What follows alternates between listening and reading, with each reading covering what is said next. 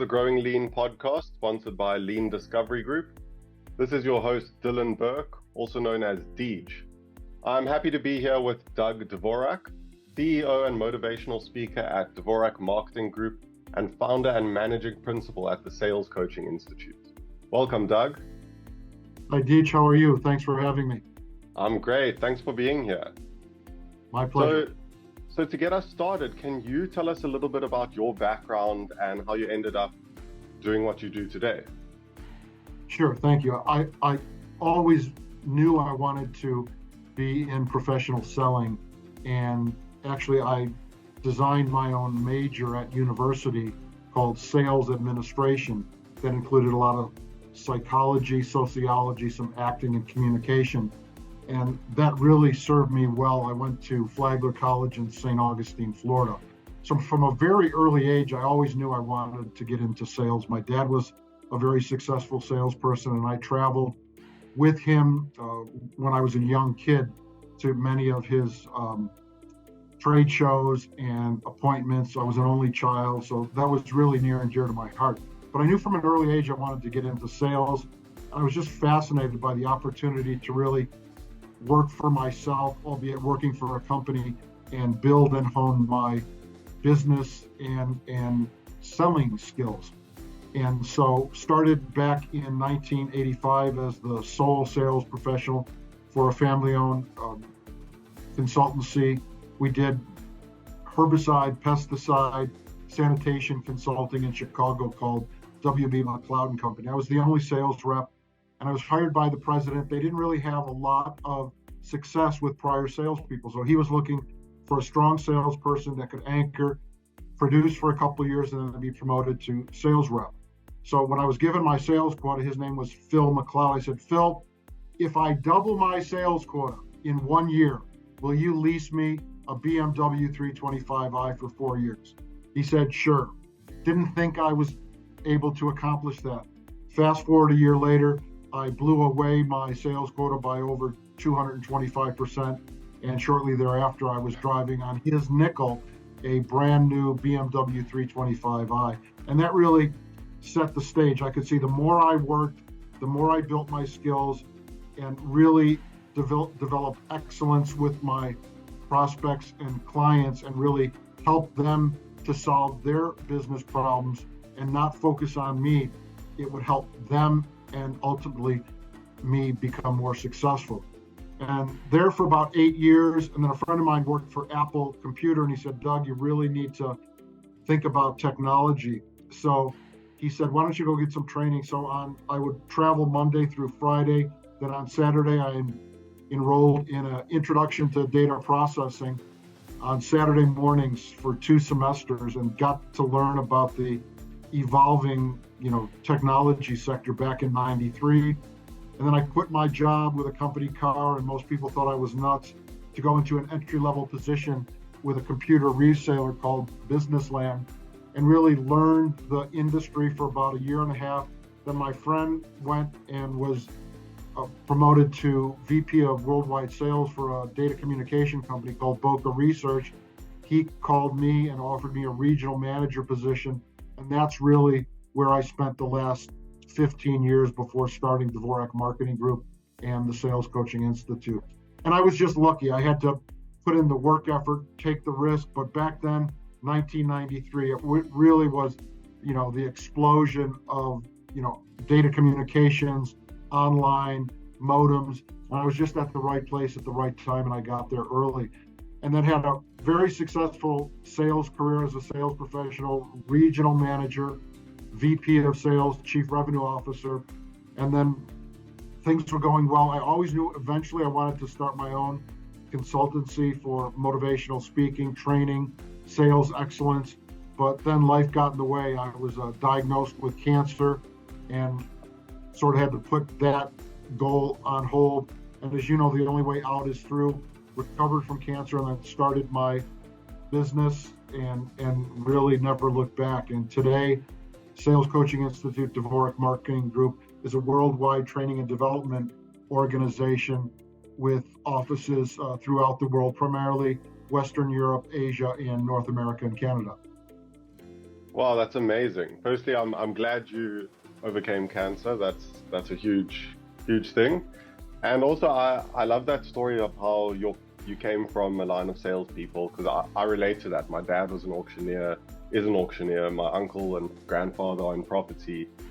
So I also come from a long line of sales, and that's what I do. I'm very passionate about it. It's great to have that passion like embedded in you. It's such an It awesome thing. is. And then you've gone and started a business about it. I think that's awesome. Yeah, and they say sales is the highest paying hard work and the lowest paying easy work.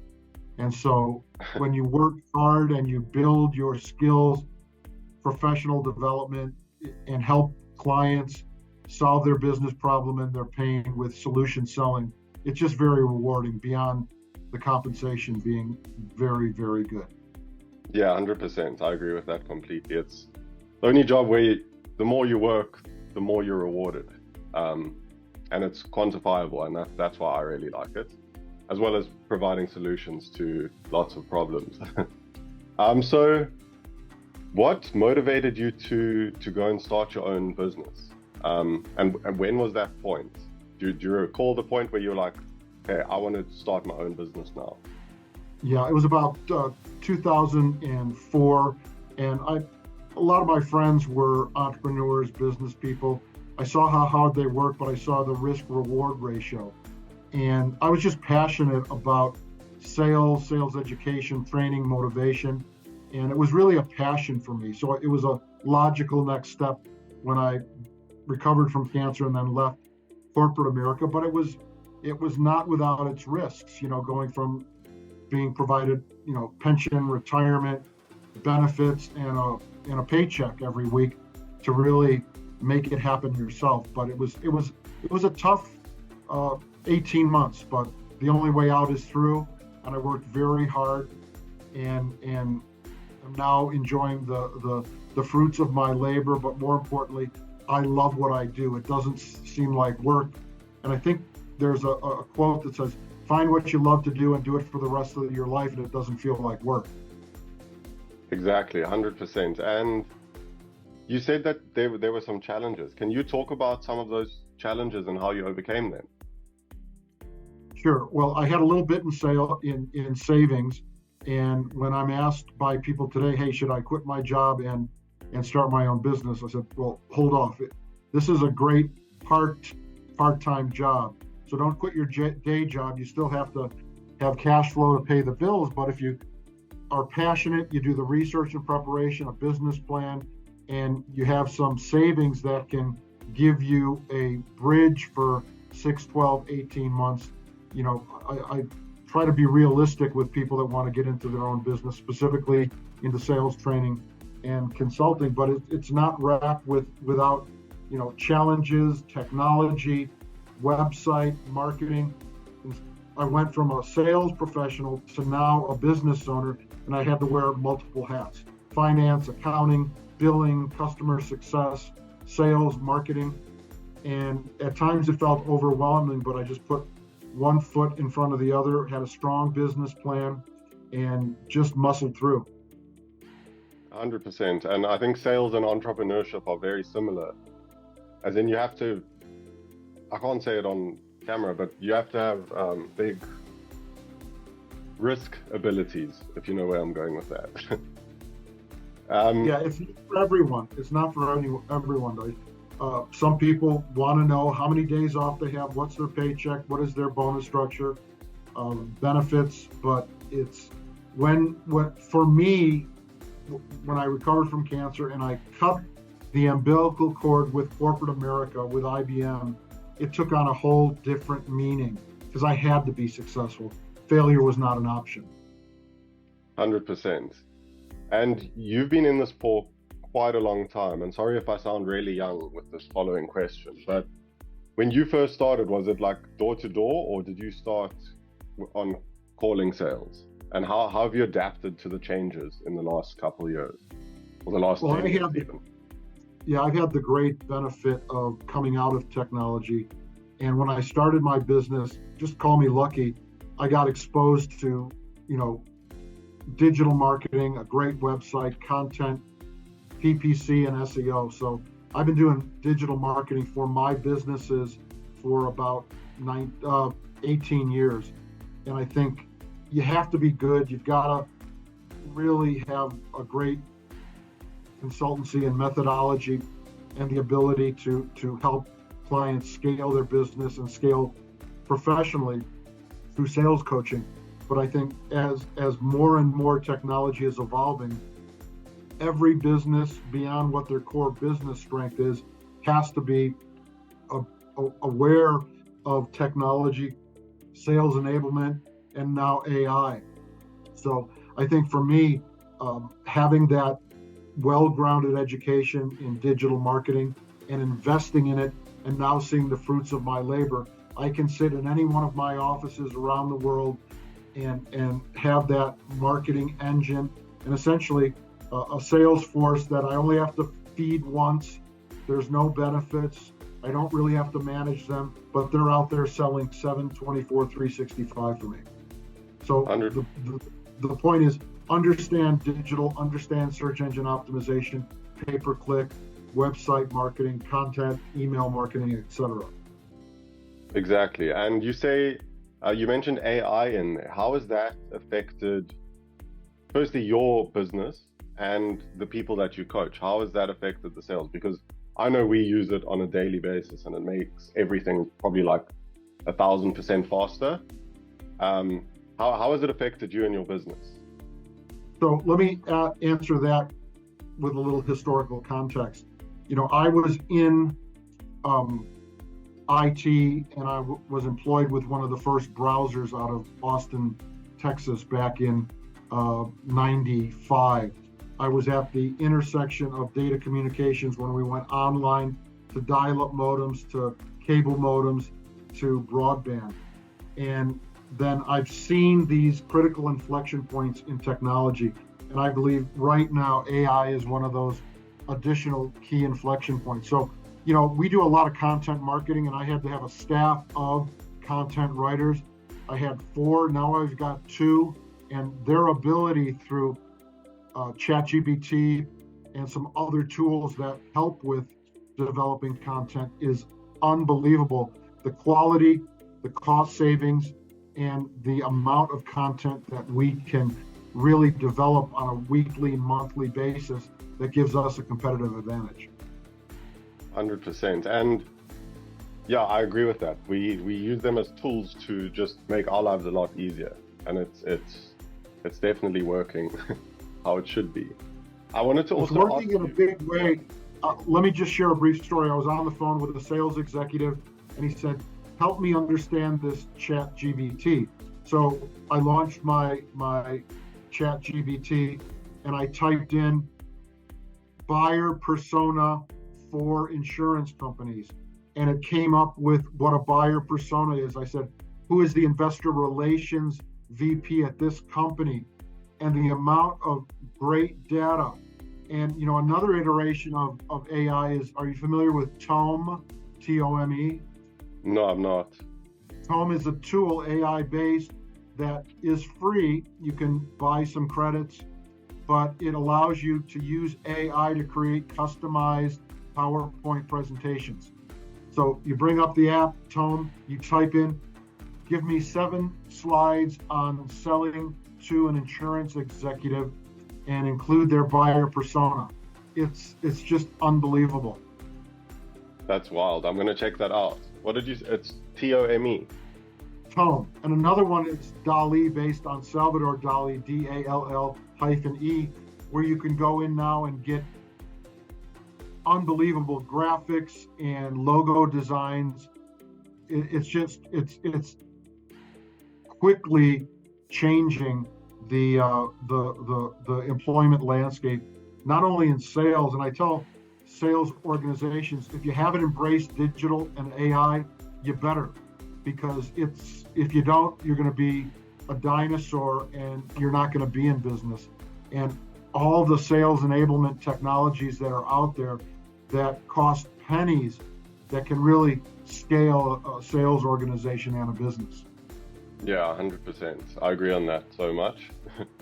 I wanted to also ask you, how do you measure the success of your business? What metrics or KPIs do you have in place that you use? So, the tip of the spear is, or foundationally, is our digital marketing platform and tools that help us to market worldwide. So, without getting into a diatribe about digital marketing, it's how many leads come in, and then how many leads convert to a conversation, that convert to a live meeting or a Zoom or Teams, that lead to a proposal, that lead to a sale. So we invest heavily in digital marketing, and we get about 60 to 100 leads every month. And I have a staff of 10 around the world that work these leads. And then, I believe speed to lead, Forrester Research just came out with a white paper that the sales professional and organization that gets to the lead first and understands and paints and articulates the buying vision and solution can enjoy up to a 65% competitive advantage. So selling is a game of inches. So we look at holistically our digital marketing platform. Is it generating the requisite number of leads that come in organically, that convert to a conversation, a meeting, a proposal, and a sale? 100%. 100%. I better get on my leads a lot faster then. So where do you see your industry heading? Because we're obviously at a pivotal point in terms of technological evolution. So where do you see the sales world heading in the next couple of years? Because I know a lot of people in my position are worried. Like as SDRs, people think that SDRs aren't going to be a thing anymore because we'll be able to have bots that do our job. What's your opinion on that? I think the next 1 to 3 years, SDRs, sales professionals, will be fine if they understand technology, can navigate Zoom, Teams, video conferencing well, understand their technology and how it can impact a client's business, and you can quantify it. But I think really understanding those evolving sales enablement tools that allows you to upskill every month, every quarter, every year. If you do that, you'll have job security for the next decade. People like to buy from people. Sure, there'll be elements of the sales process. The other thing I know that's here to stay is remote. Now, some organizations are going to say, you got to come back into the office 1 day a week, 3 days a week, because the intimacy, the relationships get deep when you're face to face. But I think if you are passionate about selling, you stay abreast of technology, digital technology, sales enablement technology, and that your company offers value for dollars spent, a mutual exchange of value for that solution that solves big problems, you're going to be fine. 100%. Yeah, I'm working remotely now. Our company's based in Virginia. I'm in Cape Town. It's definitely changed the game. Yeah.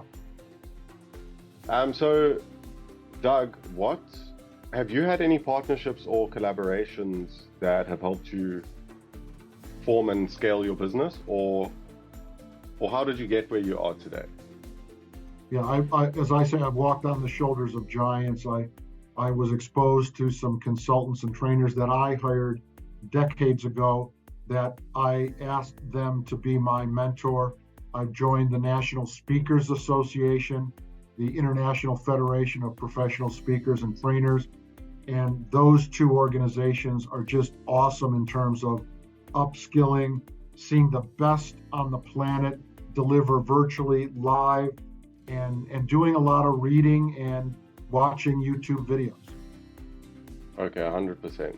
And so we are running out of time here, but I just wanted to get some advice from you. So what advice would you give to other business owners looking to succeed in your industry, and to salespeople? What advice do you have for us? Well, don't quit your day job. Make sure you have a little money in the bank.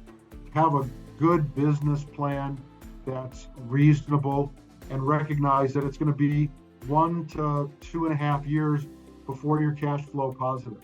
and make sure that if your spouse or partner works, that it's going to be a tough 1 to 2.5 years. But if you have a solution, an offering of value, I'd much rather embrace the risks as an entrepreneur or a business owner than be a number with another company. Because you never know what decisions are made in the executive suite or at the board. But if you're passionate about what you do, you can add value, you understand and continue to learn the evolving digital landscape. I think it's the greatest ride, both professionally, personally, intellectually, to own your own business. 100%. I appreciate that. Well, Doug, thank you so much for being on the show. It's been a great conversation. I know we strayed quite far off from our script, but I really enjoyed the conversation. So what is the best way for people to reach out to Doug Dvorak? If you have any offers for them, or if you have any advice for them, or if they just want to follow your story? Sure, they can go to salescoach.us, and on Sales Coach, there's 4 ebooks to download. My 2 new ebooks on sales leadership: A Sales Leader's Guide to Success, A Sales Leader's Playbook, How to Create a Culture of Success. And there's over 32 micro white papers or ebooks on every aspect of the sales process. They can download those for free. They can also reach me at 1-847-359-6969, or they can email me at doug@dougdvorak.com. That's DOUG,